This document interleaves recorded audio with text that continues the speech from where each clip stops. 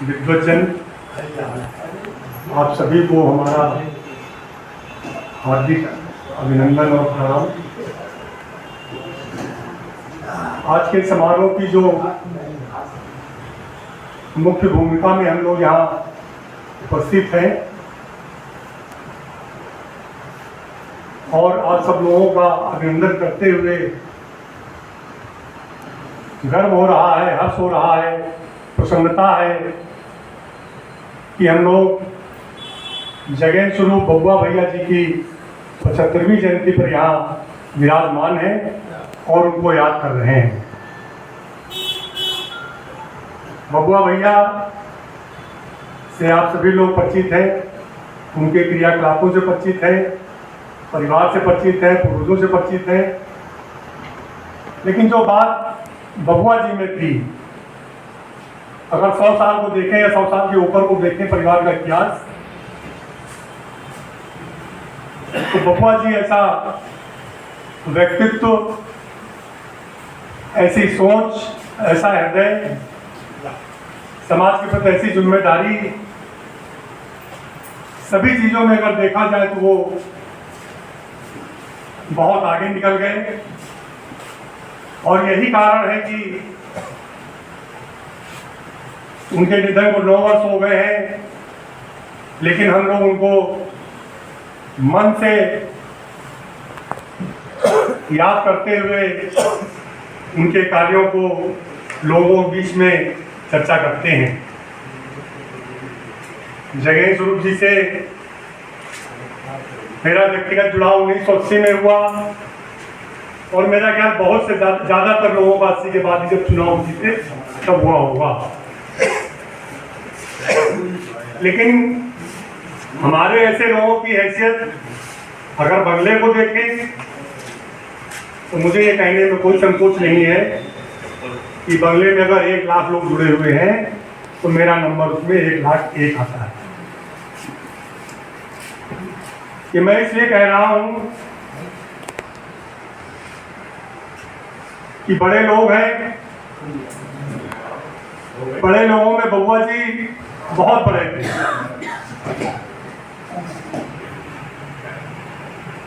शब्दों में उनकी प्रशंसा करें या उनके कार्य को बतावें तो शायद मुझे लगता है कि सूर्य को हम प्रकाश दिखा रहे हैं।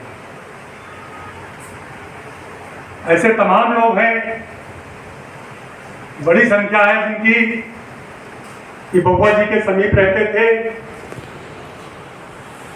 उनके साथ रहते थे, लेकिन फिर भी जितनी बार कोई उनसे मिलता था तो एक नई ऊर्जा और नई बात उनमें देखने को मिलती थी जो कि लोगों का उत्साह बढ़ाती थी और उनको आगे चलने के लिए बल देती थी। मैं बबुआ जी को व्यक्तिगत रूप से 1980 के बाद जान पाया, उनके संपर्क में आया, लेकिन जितना हमने देखा, शायद हो सकता उनके जीवन को 2% हमने देखा हो, लेकिन उस 2% ने मुझे इतना प्रभावित किया कि मुझे ये लगा कि संसार में अगर इतने उच्च स्तरीय व्यक्ति इतने सरल होने लगे तो संसार की तमाम समस्याएं, तमाम भेदभाव, ऊंच नीच, ये सब मिट जाए। और प्राचीन भारत में इसी तरह के लोग रहे होंगे। मैं निश्चित रूप से कह सकता हूं कि प्राचीन भारत के लोगों की आत्माओं में एक आत्मा बबुआ जी के शरीर में थी जो जीवन पर्यंत रही और उसकी तुलना करना कठिन हो जाता है, एहसास किया जा सकता है और कुछ बातों में जिक्र किया जा सकता है। इस अवसर पर आप सब लोग यहाँ पधारे, मैं आप सभी का वंदन, अभिनंदन और आप सबको पुनः प्रणाम करता हूँ। और हमारे बीच में ज़्यादातर लोग बबुआ जी से परिचित या शिक्षा विभाग से, साहित्यकार या समाज सेवी लोग यहाँ पर मौजूद हैं। वो भी अपने ढंग से अपने बयान, अपने संबोधन साझा करेंगे। बबुआ जी के संबंध में एक बात कह देना उचित समझता हूँ, हो सकता है इसके बाद मौका मिले ना मिले, क्योंकि काफी लोगों को कहने के लिए कुछ है। उनके अंदर एक विशेषता, कई विशेषताएं थी, अनेक, उनकी गिनती या बताना ही मुश्किल है, लेकिन वो कानूनविद, कानून के इतने बड़े ज्ञाता थे कि उसका एक उदाहरण मैं आपको बता रहा हूं, जो मेरे सामने की बात है। तमाम बड़े बड़े मुकदमों को वो लिखाते थे, फाइल कराते थे और उस पर जिरा बहस करते थे। एक बार की बात है, वो किसी कारण से डीएवी कॉलेज में आए थे, 2012 की बात है, कि एडीएम का शिलान्यास होना था, तो बबुआ जी को बुलाया गया। मैं भी डीएवी कॉलेज में नौकरी कर रहा था, मुझे मालूम हुआ बबुआ जी आए हैं, तो मैं उनसे मिलने गया प्रिंसिपल ऑफिस में। वो वहाँ से निकल करके ड्राइंग पेंटिंग डिपार्टमेंट की तरफ आ रहे थे, वहाँ भी कोई कार्यक्रम था, तो रास्ते में प्रिंसिपल थी और 2-4 टीचर्स थे, हम लोग थे। 2012 में उन्होंने कहा डॉक्टर रेखा शर्मा जी से कि आप लोग अपना केस हार जाएंगे। सुन के तो उनको बड़ा खराब लगा कि बबुआ जी कह रहे कि आप लोग अपना केस हार जाएंगे। जो कमीशन से सेलेक्ट हुए लोग हैं 189 लोग थे, भारी संख्या तो पूरे प्रदेश में। खैर कोई कुछ बोला नहीं, क्योंकि बबुआ जी का ज्ञान और उनकी जो बात कहने की कला थी वो बहुत भारी भरकम अकाट्य रहती थी। मैंने भी इस बात को सुना, हमें भी लगा बबुआ जी कह रहे कुछ मतलब होगा। और वो बाद में बबुआ जी तो नहीं रहे 2014 में, लेकिन वो केस प्रिंसिपल हार गए और वो सभी के सभी प्रिंसिपल 189 प्रिंसिपल बैक कर दिए गए।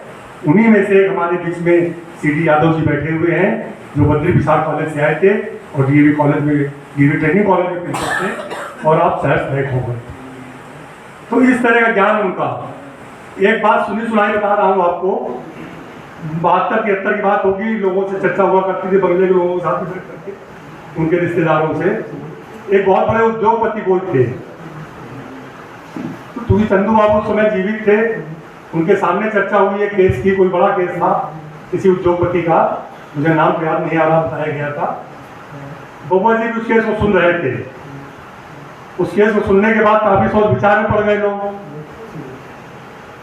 जब किसी ने कोई 2-3-4 मिनट तक जवाब दे दिया, तो बबुआ जी ने कहा इस केस को हमें दे दीजिए, और इस केस को बबुआ जी ने लड़ा और विजय प्राप्त की। ये सन 72, 73, 74 की बात है।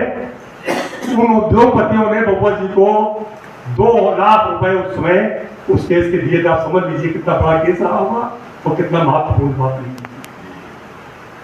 एक और घटना याद आ गई है, जयपुरिया वालों की संपत्ति को सरकार ने अधिग्रहित कर लिया था। बबुआ जी बड़े बड़े संस्थानों के लीगल एडवाइजर और वकील रहा करते थे। एनटीपीसी के भी वो सलाहकार थे और वकील थे। तो चूंकि सरकार ने अधिग्रहित किया था और सरकार की तरफ से बबुआ जी को लीड करना था, तो जयपुरिया जी के एक सुपुत्र हैं, शायद सीरीज नाम है क्या ऐसे कुछ, शरद और सीरीज की बात मैं कर रहा हूँ, राजा राम जी के पुत्र। तो बबुआ जी के वो क्लास फेलो थे। उनको लगा कि बड़ी संपत्ति जा रही है, तो उसमें जितनी बचा दी जाए वही अच्छा है। तो बड़े कॉन्फिडेंस से वो आए बंगले सीरीज जी, और बबुआ जी से दुआ सलाम, क्योंकि क्लास फेलो थे। बबुआ जी ने आधा भाव प्रिंसिपल से बैठाया। चलते समय उन्होंने बबुआ जी से ये कहा कि आप इस केस में बैक हो जाइए, आप मेरा आइए। बबुआ जी को बहुत बुरा लगा ये, क्योंकि मित्र थे, लेकिन फिर भी बबुआ जी ने कहा, और अच्छा हाँ, वो बुरा ना मानते, उन्होंने ये भी कहा कि 5 लाख रुपए हम आपको देंगे। तब बबुआ जी को बहुत बुरा लगा।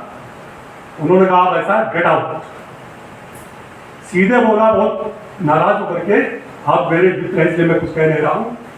तो ऐसे विलक्षण कानून के ज्ञाता और तमाम केसों में कहा करते थे कि तुम यहाँ से जीत जाओगे, वहां से जीत जाओगे, लेकिन आखिर वहां से हार जाओगे। तो कानून और शिक्षा को भी बढ़ाने में बड़ा योगदान किया, बड़ा महत्वपूर्ण योगदान किया। और कभी अभिलाषा ने रखी थी कि हमारा नाम कहीं अखबारों में छप जाए, हमारा नाम कोई ले। ऐसे समर्पित समाज से भी अब बिरले हमारे समाज में देखने को नहीं मिलते हैं। मेरी ईश्वर से कामना है, बबुआ भैया के संदर्भ में बहुत कुछ मन में आ रहा है, लेकिन मैं यही विराम दूंगा क्योंकि आप मनुष्यों के बीच में भी कुछ सुनना है, मुझे प्राप्त करना है, ये मेरी अभिलाषा रही है। आज से मैं उसी चिन्हों पर चल के आपसे भी कुछ ग्रहण करूँगा। आप सभी लोगों का बहुत बहुत धन्यवाद, बहुत बहुत आभार। आपका स्वागत करते हुए मुझे बहुत ही हार्दिक प्रसन्नता हो रही है। इसी तरह से आगे भी कार्यक्रमों में आपकी भागीदारी आशीर्वाद बना रहे, इसी शुभकामना के साथ धन्यवाद।